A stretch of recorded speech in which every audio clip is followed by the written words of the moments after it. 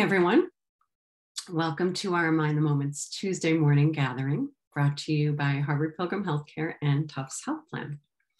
And as you all know that have been here before, this is a place where we invite experienced mindfulness instructors to speak with us about what mindfulness means to them, and then to discuss as a community how we can incorporate these practices into our daily lives. I am Suzanne Rowe Palacino, and completely delighted to be here with Kell Julliard, mindfulness instructor with Harvard Pilgrim Healthcare. Good morning, Kell. Morning, Suzanne. Always a pleasure to be with you and the folks that attend. Yeah, it's lovely to have you here this morning. And, as we do on Tuesdays and most days, Kell will share a question with the group initially, and then share some thoughts with us, and then lead us in a guided practice. And the practice will be at least 12 minutes. We usually end the practice sometime around, like 8:52, 53, somewhere around there. And then we can wrap up with any Q&A at the end and get everybody to their 9 a.m. meetings if needed. So if you can go to the bottom of your screen and open up the chat, and on the chat, you can click the blue drop-down menu, and that will allow you to, if you click on everyone, to see everyone's comments and share your comments with everyone. Okay, so with that, Kell, what question do you have for our group this morning? Well, since I set a theme for today of opening to self-compassion, the question that I have is, what nice thing have you done for yourself lately? What nice thing have you done for yourself lately? Share it in the chat for everyone. So I hope to hear a lot of lovely things that people have done for themselves. Yeah, so I can start. There's a place called Happy Feet in the area that does foot massages, and I decided I was going to go and do that. Just as a little, someone had told me about it years ago, and I decided a couple of weeks ago I would do that, and it was really lovely. So that was my activity. Well, what comes to mind for me, I have a friend visiting who's also a flutist, and I found an ancient Xerox of a flute duet I used to play, and that I haven't played since I was in my 20s, so almost 50 years ago. And so we played it, and I thought, I bet this thing is online now. And I went to the classical music repository. There's 64 pages of flute duets by this person with the entire suite. So I printed it out, and we played them together. And it was like a blast from the past, and just a really lovely thing. So that's really special. Music always warms the heart in that way, especially if you're, reconnecting with an instrument. That's so nice. I see in the chat we've got playing more Sudoku and picking up the guitar soon. So, yep, music. Treating myself to a special ice cream once in a while. Yeah. Mm-hmm. Got myself a new book I was looking forward to reading. Yeah, right. Went on a long bike ride along the beach. That sounds lovely. Yeah. So some nice things coming in. Yeah. Important stuff. We have to treat ourselves every once in a while, don't we?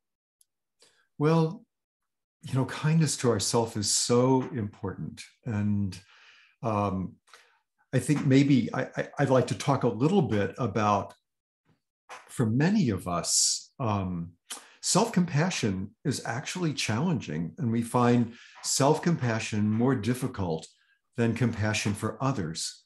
So I thought I'd share some of the common beliefs about self-compassion. And even though we may not hold these consciously, as I read these, see if they resonate for you. I'm going to put them up on the screen too. These are typical misgivings about self-compassion, that self-compassion is just a pity party for me, that it's only for wimps, that it is too selfish and self-focused, that if I'm self-compassionate, I'll just excuse my bad behavior.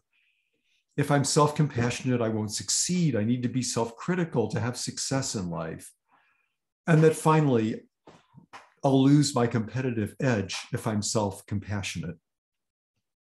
So I was surprised to find out how many research studies have been done on self-compassion, over 1,000. And there's a wonderful researcher, Kristin Neff, who's highly respected, who's published a book called the Mindful Self-Compassion Workbook, the Mindful Self-Compassion Workbook. And she talks about these myths, actually, and shows research that contradicts each one of them. So just think about which of these resonated with you. And let me now talk a little bit about the research findings. Self-compassion is not just a pity party for me. Actually, research shows self-compassion is an antidote for self-pity, because self-compassion means we really want to take care of ourselves, and self-pity can be quite deflating and unempowering. So self-compassion is an antidote to self-pity. It's not just for wimps. Actually, self-compassionate people cope better with tough situations. Self-compassion is not selfish and self-focused. Actually, self-compassionate people enable us, give more to others because they recognize our interconnectedness and that the well-being of others and our own well-being really affect one another and really enhance one another. If I'm self-compassionate, I'll just excuse my bad behavior. Absolutely not. Self-compassionate people, research has shown, take greater responsibility and are more likely to actually apologize when they've done something wrong. And if you believe that being self-compassionate would lead to a lack of success, that you need to be self-critical or you'll lose your competitive edge, actually, self-criticism undermines self-confidence and leads to fear of failure, whereas self-compassion motivates us to reach our goals because we care about ourselves. We really want to reach our full potential if we're self-compassionate. So I'm hoping that by sharing these, that this will help us kind of let go of these that we carry around. And almost all of us hold one or more of these. So if you believe one of these, do not be critical of yourself about that, because it's really common and our culture kind of inculcates these in ourselves. Yeah, it's so interesting. I love how you debunk each of those thoughts, because it is very empowering to think that taking care of ourselves in this way can really give us more, more agency in our lives. Right. It's actually, self-compassion is actually empowering, much more so actually than self-esteem, because self-esteem is usually contingent on accomplishments, on some quality we have that's good.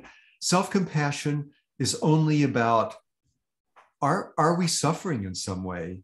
Or compassion in general, is a person suffering? Compassion is just a response to that. Do we want our lives to be better in some way? And self-compassion is a response to that. And you don't have to quote, deserve it. You don't have to have a good quality. If you're suffering, if you just want to do better, then you deserve self-compassion. It can just flow spontaneously. And the other wonderful thing about compassion, both self and other, is there's no, you're not on a higher level. You're not pitying or looking down on. It's very much a peer-to-peer level playing field, common humanity. And Kristin Neff in that Mindful Self-Compassion Workbook really emphasizes this, our common humanity, as a foundation for compassion in general, and certainly for self-compassion in particular. It's so wonderful. You think about how useful this would be in our, in just our political discourse, and how lovely it would be if people were more open to this, and they would be if they knew about this research. So I think it's kind of interesting. Yeah. Yeah. Well, I think it's time to do a practice. So in this practice, we're going to work with self-compassion, but we'll be starting with just a little bit of arriving in the present and centering, and then working with compassion for a loved one, because sometimes that will help open the door to self-compassion. So it'll kind of be a little bit of a practice in phases. So I'd invite you to check in with your body and find a position that feels comfortable and well-grounded, that's relaxed and yet easily upright, so that your breath can come and go naturally in a full and easy way. You could do this with eyes open or eyes closed, whatever feels more comfortable for you. And just take a moment to recognize the spaciousness of awareness, ordinary, everyday awareness. Just knowing that we're present in this moment and alive.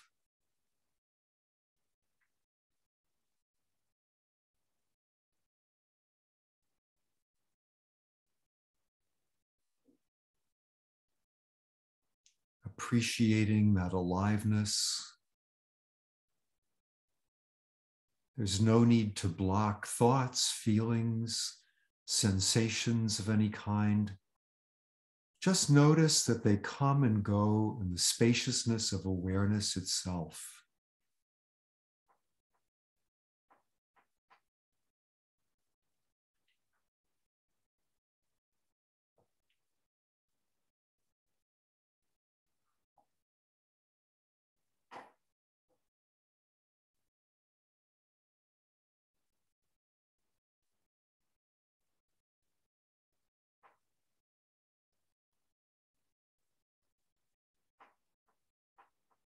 And now bring to mind someone you care about, someone for whom it's easy to experience love.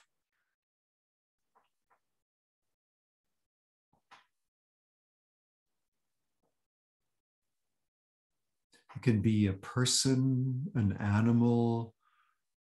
It can be a group of people. You don't necessarily have to stick with the same person.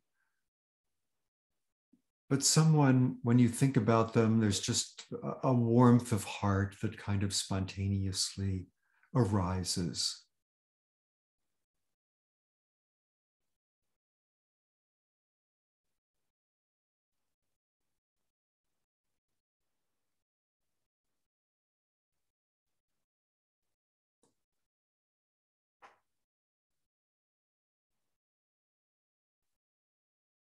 And recognize that just like you, this person, this being wants to be happy, wants to be free from suffering.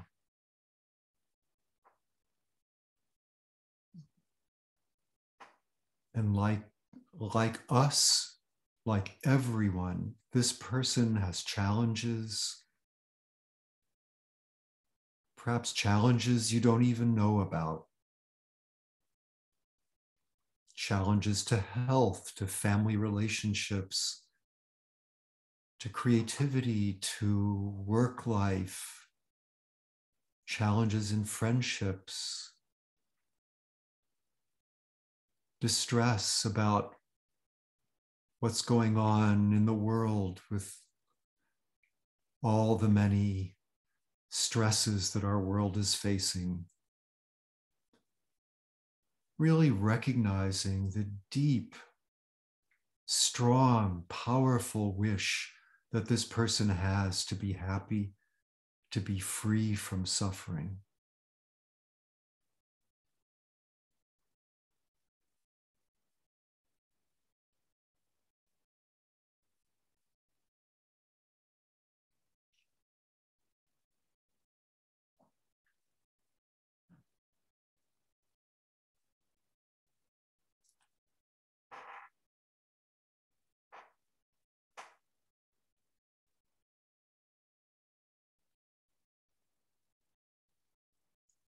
Often it's helpful to repeat phrases to ourselves to help open our hearts.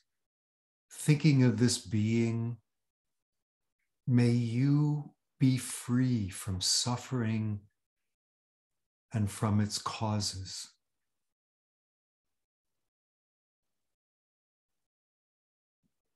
May you be free from illness.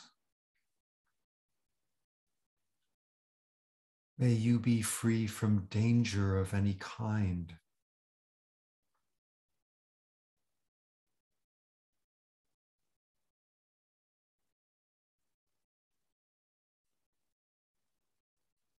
May you be free from obstacles to your meaning and fulfillment in life.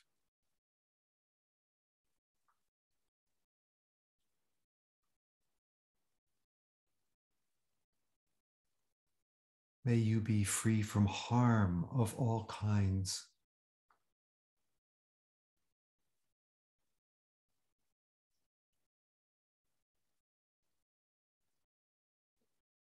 And if you're a person who prefers images to words, you can imagine this person maybe surrounded by a warm glow of love, the feeling of a hug surrounding them.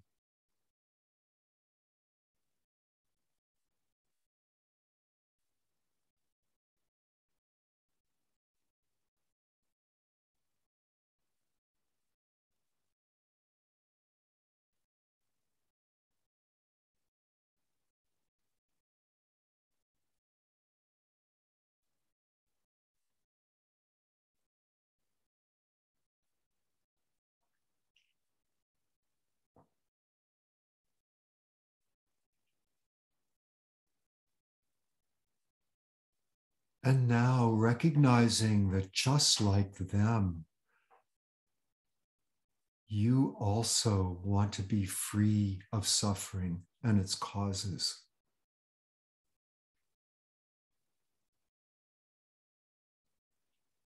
And that being, that person you've imagined, also wants you to be free from suffering and its causes.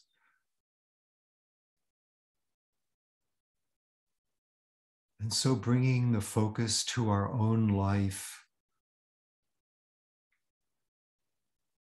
repeating whatever phrase is meaningful and resonates with you. May I be free from suffering and from its causes.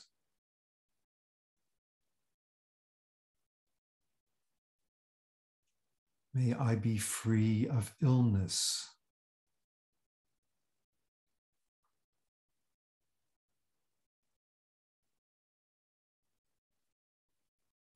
May I be free from harm or danger.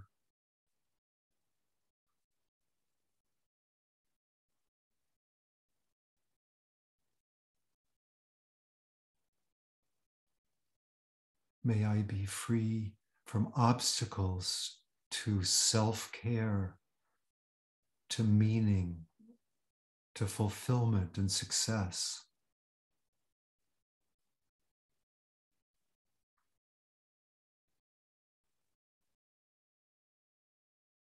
And again, if you're more of a visual, kinesthetic person, you can imagine yourself surrounded by a loving light, the warmth and tenderness of a hug.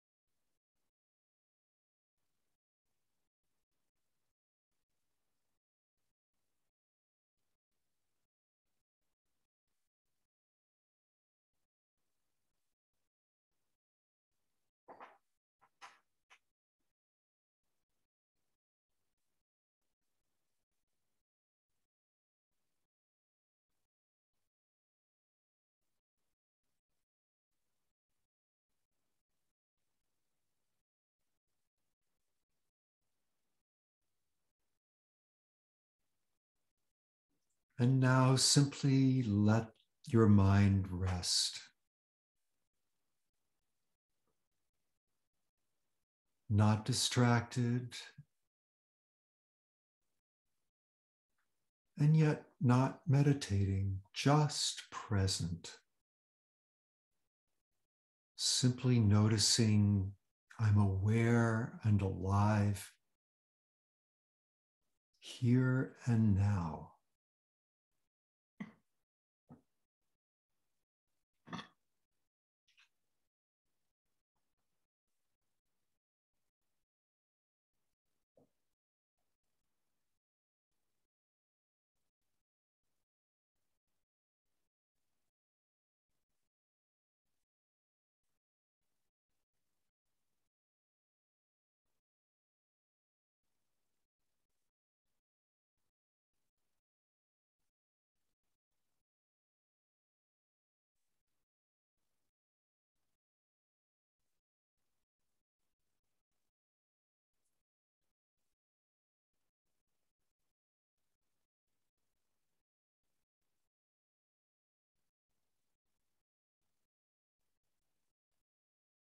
Okay, that concludes our meditation.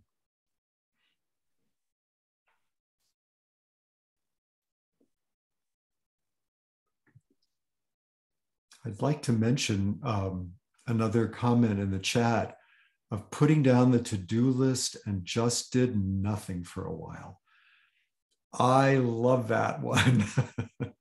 That's such a great way to take care of ourselves. Yeah, completely. That's talk about disconnecting, you know, it's a great practice. Mm-hmm. Thank you so much, Kell, for this, your guidance, and for, you know, just the wisdom behind all of the practice. I think it's very important. One of the things I love about these practices is that it really helps us understand both others and ourselves more deeply. How everything we do from every blink of our eyes is looking for happiness and a freedom from suffering. You know, every little shift of position in your chair, everything we say, underneath that is this wish for happiness and freedom from suffering. The more we see that in ourselves and others, the more deeply we understand what makes us tick, even those very much unlike ourselves. So like you said, Suzanne, I really believe that these compassion practices can help us in this situation we find ourselves in this world today. Yeah, most definitely.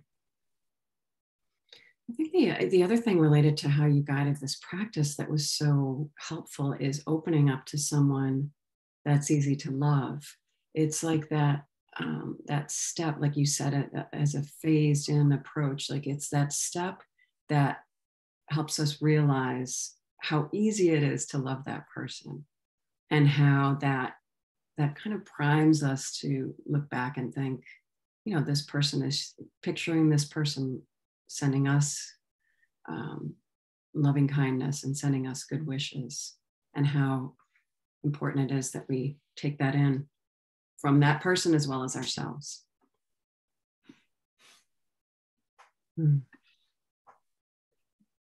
Yeah, you know, my teacher, Mingyu Rinpoche, says, just start where it's easiest. You know, it's like, there's not this injunction that, oh, you've got to begin with the toughest thing. You know, that just start where it's easiest. And once the warmth of heart begins to flow, then it's so much easier to move toward things that are a little bit more challenging. Yeah, that makes complete sense. I'm really, I'm seeing a comment in the chat about the well-ordered shelves behind me. Yeah, for a while, the rest of the room was complete chaos when we just moved into this house, but I knew I had to have a good background for Zoom meetings. Now the rest of the room is okay too. But I really applaud the comment about not having such neatness in my life, and be kind to yourself around that. It's just, look at my basement. And you will be very comforted about lack of neatness. or I'm a musician, or my music file, it's chaos. I do have an aspiration to deal with those things, but all in good time. Yes. Yeah. Yeah, so I'd love it if other folks would type in anything about the practice. I mean, sometimes these practices are challenging. So whatever response you had or insights that came up, if you'd like to type something in the chat, that would be great. And challenges, insights, surprises, things that went well, or just what your experience was. Feel free. We have a few more minutes. I don't know, Suzanne, if there was something else you would like to say. Well, interestingly enough, I think the way you guided it, I think it made it easy for us. So how do we bring this into our daily lives?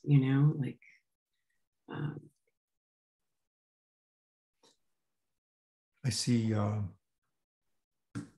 good. I'm happy that the research findings were good. And this minute to not meditate, but just to be present, this is actually, according to my teacher, the highest teaching and the most important practice of all, because it highlights that meditation is about the natural qualities of our own mind, that we're not imposing some artificial thing on our mind to try to become different or better, that we're actually discovering the goodness within and the natural qualities of our own mind that are awesomely amazing. So this non-meditation is kind of the heart of it all. We're actually meditating so that we can get good at non-meditation. Right. So, thanks, Tammy, for mentioning that. Yeah, and it is meditation. It's just an open awareness type of meditation. It's open awareness, exactly. Or neuroscientists call it open monitoring or open presence.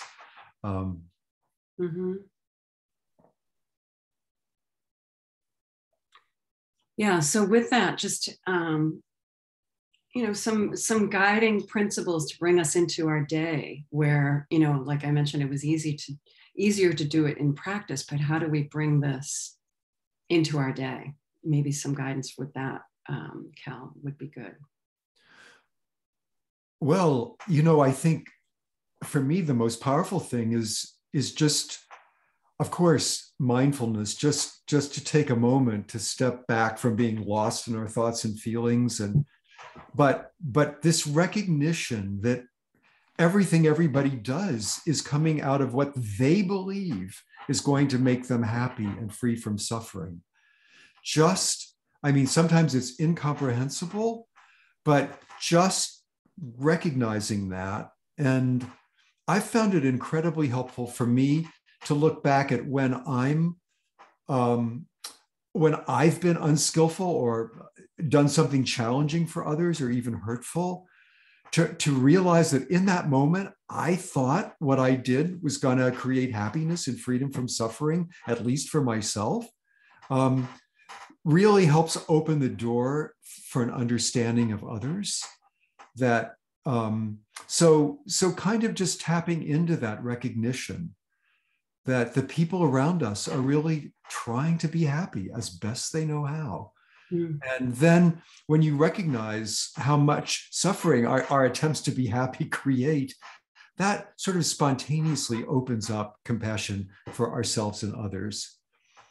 I see Sarah is recommending Tara Brach's books on self-compassion, especially the book Radical Acceptance. Yeah, Tara Brach is wonderful. All great stuff.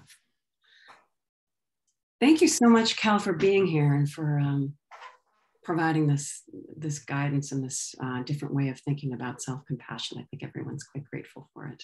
Well, you're welcome. It's always a pleasure and a joy and a privilege for me to be here with you, Suzanne, and those who attend. I really appreciate the opportunity. Thank you so much. And thank you again to everyone to join. And we'll be here tomorrow and Thursday. So hope to see you during those times as well. See you soon.